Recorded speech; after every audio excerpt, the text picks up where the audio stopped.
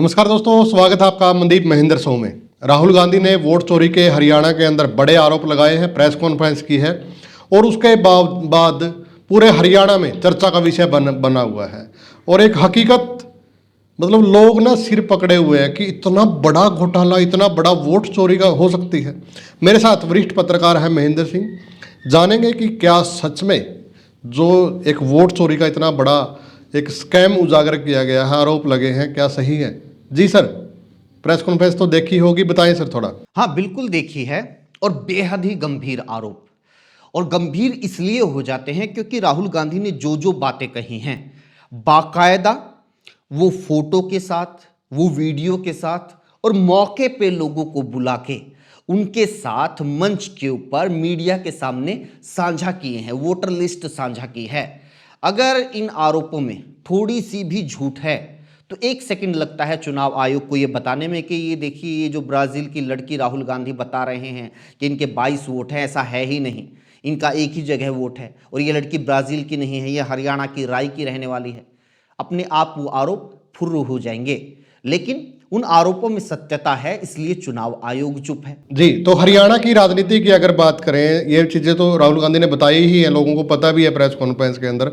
हरियाणा की राजनीति में क्या कुछ असर पड़ने वाला है सर इसके बाद? जी मनदीप जी, देखिए, देश की राजनीति पर इसका क्या असर पड़ेगा, लेकिन ये नहीं हम अंदाजा लगा सकते। लेकिन हरियाणा की राजनीति में तो एक तरह से भूचाल आ गया है। बहुत सारी चीजें, बहुत सारे लोगों के ना माइंडसेट बदल गए हैं इस खुलासे के बाद कि सच में ऐसा हुआ है। एक जो एंटी बीजेपी लोग हैं, उनके माइंडसेट जरूर बदले हैं। क्योंकि अब तक क्या हो रहा था कि आरोप बार बार ये लगाए जा रहे थे बहुत सारे लोगों की तरफ से। भूपेंद्र सिंह हुड्डा और दीपेंद्र हुड्डा को सबसे ज्यादा टारगेट किया जा रहा था इस हार के बाद कि इनकी वजह से सरकार नहीं बनी। या उधर वाले लोग ये कह रहे थे कि गुटबाजी की वजह से, या कुमारी सैलजा जिस तरह से चुनाव के टाइम के ऊपर खामोश हो गई थी, जिस तरह की उन्होंने बयानबाजियां की, इसकी वजह से सरकार नहीं आई थी। अब वो लोग ये कह रहे हैं, तमाम लोग अब मिलके ये कह रहे हैं कि अच्छा, ये थी असली वजह, इसकी वजह से सरकार नहीं आई। ब्राजील की किसी मॉडल के हरियाणा में 22-22 वोट बना दिए गए। एक एक घर में 68, 108, 501 वोट बना दिए गए। 25 लाख फर्जी वोटर होने का, फर्जी वोट बनाए जाने का आरोप लगाया गया है। ये छोटा आरोप नहीं है। इससे तो पूरा का पूरा इलेक्शन पलट जाता है अगर ये आरोप सच हैं तो ये जो है, दो चीजें इससे हुई हैं।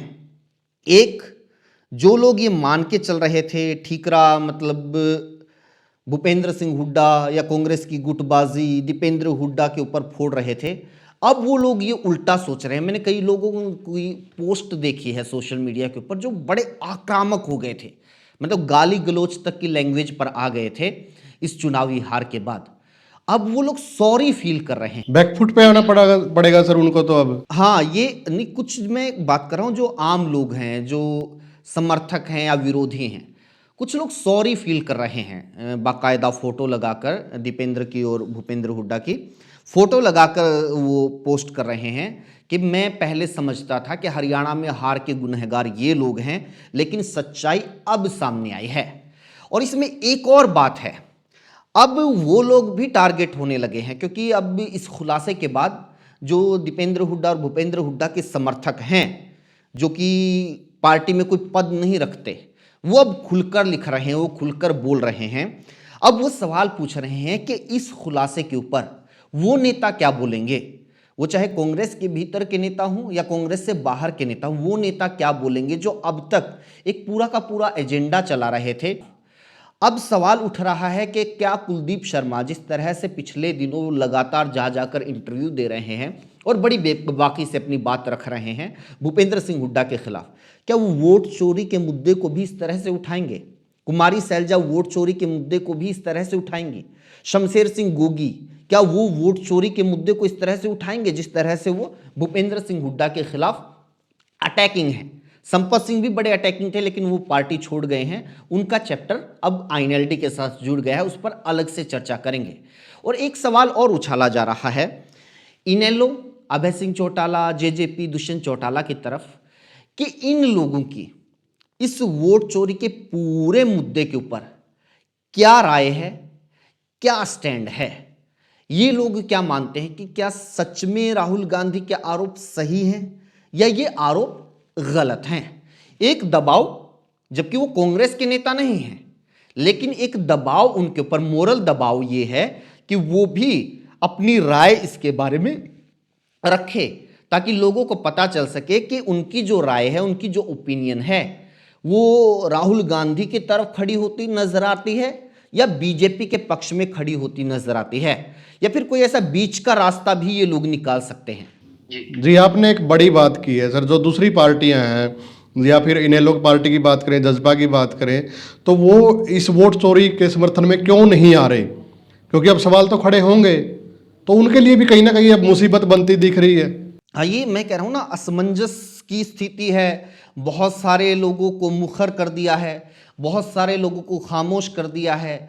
कई समीकरण बिगड़े हैं, कई समीकरण नए बनेंगे इस खुलासे के बाद, क्योंकि वापिस से हरियाणा की राजनीति में जो एक करंट खत्म हो गया था, वो करंट फिर से उभर आया है। अब फिर से वही मुखरता नजर आ रही है जो चुनाव से पहले हम देख रहे थे। फिर से उसी तरह से लोग राजनीति के बारे में बात करने लगे हैं। फिर से लोग उसी तरह से सरकार को या फिर सरकार को टारगेट करने लगे हैं या सरकार के बचाव में आने लगे हैं। और इस बारे में एक और बड़ी बात कही है जो कांग्रेस के नए प्रदेश अध्यक्ष हैं राव नरेंद्र, उन्होंने ऐलान कर दिया है प्रेस कॉन्फ्रेंस करके कि कांग्रेस अब हर जिले में इस मुद्दे को लेकर प्रोटेस्ट करेगी। जी, जबकि कांग्रेस अब तक प्रोटेस्ट वाले मोड में आने से बचती हुई नजर आ रही थी। कांग्रेस सड़क की राजनीति नहीं कर रही थी, लेकिन अब क्या इस मुद्दे के ऊपर सच में कांग्रेस सड़कों पर उतरेगी और वो जो प्रोटेस्ट होगा वो कितना प्रभावी होगा, या उसमें भी यही गुटबाजियां वगैरह देखने को मिलेंगी? ये बहुत बड़ी बात है। और राहुल गांधी पता है क्या है जी, वो इश्यू तो उठा ही रहे हैं, बार बार वो आम लोगों को, जेनजी को, हरियाणा के युवाओं को वो संबोधित कर रहे हैं। इसलिए बीजेपी ये कहती है कि वो उकसा रहे हैं। अब उकसाने का आरोप हम तो नहीं लगा सकते, बीजेपी लगा सकती है निश्चित तौर पर, क्योंकि वो विरोधी दल है। लेकिन राहुल गांधी की बातों से एक बात तो साफ है, वो ये चाहते हैं कि ये मुद्दा लोग उठाएं, इस मुद्दे को लेकर विरोध प्रदर्शन हो। अब राहुल गांधी ने जो ये बात कही है, इसको लीड तो सबसे पहले कांग्रेस को करना पड़ेगा ना। कांग्रेस के लोगों को सड़कों पर उतरना पड़ेगा अगर कांग्रेस चाहती है। लोग तो बाद में जुड़ेंगे या नहीं जुड़ेंगे वो फैसला लोग बाद में लेंगे। लेकिन अब देखने वाली बात ये होगी कि जो प्रोटेस्ट का ऐलान किया गया है ये कब से होगा, इसकी रूपरेखा क्या होगी, कितने लोग सड़कों पर कांग्रेस उतार पाएगी और फिर उसका नतीजा क्या होगा। सबसे बड़ी बात तो ये है ना कि नतीजा क्या होगा।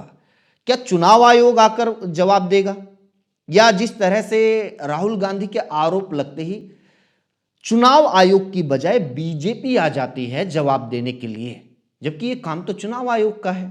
अगर राहुल गांधी कोई खुलासा कर रहे हैं तो being a political party BJP को भी हैरत में डाल देना चाहिए इन खुलासों को कि क्या सच में ऐसा हो रहा है, इतना फर्जीवाड़ा है वोटर लिस्ट में। तो ये बीजेपी के लिए भी बड़ा खुलासा होना चाहिए। बीजेपी को भी ये कहना चाहिए कि अगर ऐसा है तो जांच करो चुनाव आयोग, लेकिन वो नहीं कहा जा रहा। बिल्कुल। तो इसमें अगर बात करें तो कहीं हुड्डा बाप बेटा की जो जोड़ी है उनको एक संजीवनी भी मिली है इस मामले से, जो आज प्रेस कॉन्फ्रेंस हुई और ये सब बातें निकल के आई है, जो आरोप पूरा हरियाणा उनके ऊपर लगा रहा था, तो उनको भी शायद आज एक अच्छी नींद आएगी। नहीं, पूरा हरियाणा तो नहीं कह सकते, लेकिन एक बड़ा उनके खिलाफ कैंपेन तो चल रहा था और हमने भी अपने वीडियोस में तल्ख टिप्पणियां तो की हैं, हमने भी अपने विश्लेषणों में की हैं। लेकिन अब उसके बाद दो चीजें साफ हुई हैं। पहली बात तो ये साफ हुई है कि राहुल गांधी को, कांग्रेस हाईकमान को पहले दिन से ही भरोसा था हुड्डा के नेतृत्व पर। इसीलिए ये तमाम जो चीजें चली पिछले एक साल के भीतर, बावजूद इसके उनको नेता प्रतिपक्ष बनाया गया और उनके पसंद के नेता को ही प्रदेश अध्यक्ष बनाया गया, यानी कमान उनके हाथ में दी गई। यानी ये बात राहुल गांधी को पहले से पता थी, राहुल गांधी को भरोसा था। एक चीज तो ये क्या हाईकमान की तरफ से तो ये चीज साफ हो गई कि हाईकमान की तरफ से ये लोग पहले से ही विश्वास पात्र थे। अब दूसरी तरफ खेल पलटा है। वो जिन लोगों के जहन में संशय पैदा हो गया था, जो लोग विश्वास खो बैठे थे, अब वो लोग वापस विश्वास बना पाएंगे या उन लोगों को हुड्डा ग्रुप के जो नेता हैं वो जाकर कह सकेंगे कि जी देखो हमारी गलती नहीं थी, बेवजह ही हमारे खिलाफ ये एजेंडा चलाया गया, प्रोपेगेंडा चलाया गया। सच्चाई ये है कि इतनी बड़ी मात्रा में चुनाव में फर्जीवाड़ा हुआ है जिसकी वजह से कांग्रेस हारी है। जी, अब इसका सरकार पर क्या असर पड़ेगा, चुनाव आयोग पर कोई असर पड़ेगा या नहीं पड़ेगा, ये बहुत बाद की बात है। लेकिन कांग्रेस के ऊपर इसका असर जरूर पड़ा है। कांग्रेस के ऊपर इसका असर ये है कि फिर से हुड्डा के प्रति हरियाणा कांग्रेस के नेताओं में विश्वास जगेगा और फिर से वो जो नेता जो लगातार उनको टारगेट कर रहे थे, अब वो संशय के घेरे में आ जाएंगे। जी, क्या ये लोग सोची समझी प्लानिंग के तहत ये सब कर रहे थे? बिल्कुल, ये एक बड़े सवाल खड़े हो गए हैं और कहीं ना कहीं जवाब लेकर रहेगी कांग्रेस। तो आज के लिए इतना ही, कल बातचीत करते हैं दूसरे मुद्दे को लेकर। सर धन्यवाद। शुक्रिया मनदीप जी।